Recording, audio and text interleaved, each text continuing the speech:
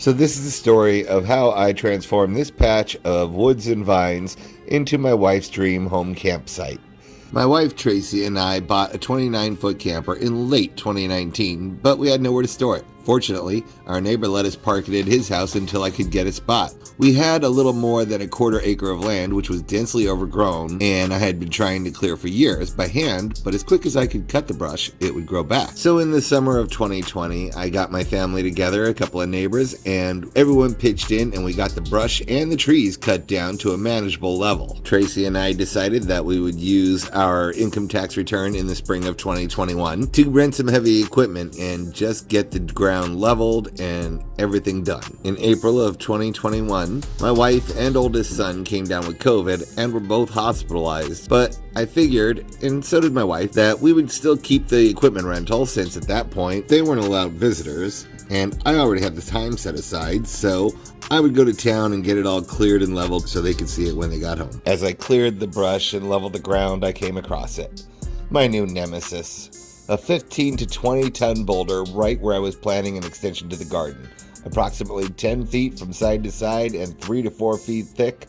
I dug around it to expose as much as I can, and once the dirt was cleared from around it, I took the bucket of the excavator and figured I would drag it out of there. Instead of the rock moving, the excavator started lifting off the ground. It was too heavy for even this excavator to move. So I finished leveling everything else around it since I was limited on time with the machine. At this point, my wife was finally allowed visitors in the hospital and my son had recovered and come home. So I told them about it, showed them the pictures. My son went up to look at the behemoth of a rock and dubbed it God Rock. For truly, this was the god of all rocks in my yard.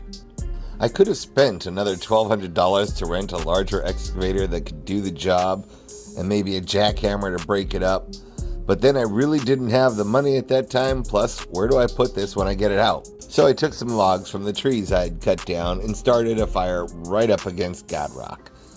I got the fire good and hot, and lo and behold, cracks started forming in the rock. When I came back in the morning, I could see that they were deep, so I gave it a whack with the sledgehammer, and a big 100-pound chunk came right off. When I went to visit Tracy, I told her about it. She liked the idea of sitting by the fire at night, saving money, and the rocks we get from it could be used as a wall to keep the camper from accidentally being backed over the edge of the creek bank, which was right there. Finally, we would turn this area into our own little home campsite. Unfortunately, Tracy would be one of those that COVID would hit hard and her condition took a turn for the worse. So the project was put on hold and I spent the next few months desperately trying to get my baby doll better. In August of 2021, Tracy finally succumbed to the illness and passed away. In my grief, I turned my focus on my two boys and the dream Tracy and I had for our little getaway campsite. Only one thing stood in my way: God Rock. Every time I would have a day or two off of work, I would take my trusty lighter and the logs from the cleared trees and start a fire up against God Rock. I would sit by the fire with friends who would come by. We would talk, laugh, reminisce, cry, whatever by the fire with a drink in our hand. These nights were comforting, and the next day I would take steel wedges and place them in the cracks that formed and use the sledgehammer to break off chunks of rock. This was great therapy for me. Burning and beating this rock into submission allowed me to get my pain, sorrow, and frustration out that I had otherwise kept inside. I did try other methods to break this boulder up, like a hammer drill to drill holes into it to hopefully get more wedges in there, and even some homemade explosives that a friend of mine made for me. He makes his own fireworks, so he is very familiar with explosives.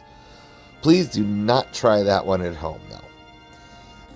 As you can see, this method of burning the rock first was very effective. After a few months, God Rock had fallen and been reduced to very manageable pieces, which I assembled into the backer wall you see here. This entire wall came from that one rock.